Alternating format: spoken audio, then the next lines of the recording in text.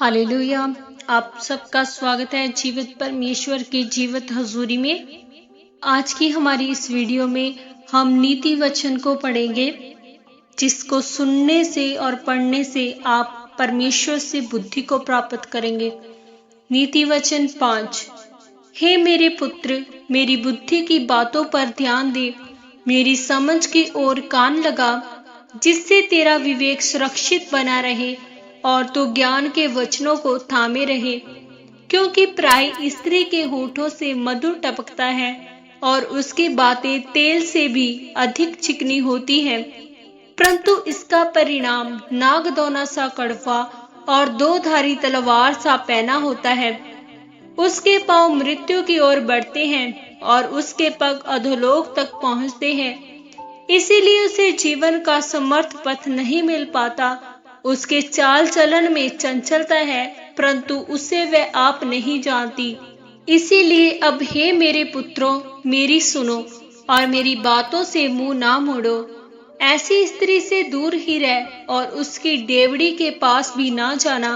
कहीं ऐसा ना हो कि तू अपना यश औरों के हाथ और अपना जीवन क्रूर जन के वश में कर दे, या पराये तेरी कमाई से अपना पेट भरे और परदेसी मनुष्य तेरे परिश्रम का फल अपने घर में रखे। और तू अपने अंतिम समय में, जबकि तेरा शरीर क्षीण हो जाए, तब ये कहकर हाय मारने लगे कि मैंने शिक्षा से कैसा बैर किया और डांटने वालों का कैसा तिरस्कार किया। मैंने अपने गुरुओं की बात ना मानी और अपने सिखाने वालों की ओर ध्यान ना लगाया। मैं सभा और मंडली के बीच में प्राय सब बुराइयों में जा पड़ा। तू अपने ही कुंड से पानी और अपने ही कुएं से सोते का जल पिया करना। क्या तेरे सोतों का पानी सड़क में और तेरे जल की धारा चौकों में बह जाने पाए? ये केवल तेरे ही लिए रहे और तेरे संग औरों के लिए ना हो। तेरा सोता धन्य रहे और अपनी जवानी की पत्नी के साथ आनंदित रह। प्रिय हरणी व सुंदर सा भरणी के समान उसके सतन सर्वदा तुझे संतुष्ट रखे और उसी का प्रेम नित्य तुझे आकर्षित करता रहे। हे मेरे पुत्र, तू अपरिचित स्त्री पर क्यों मोहित हो और पराई को क्यों छाती से लगाए?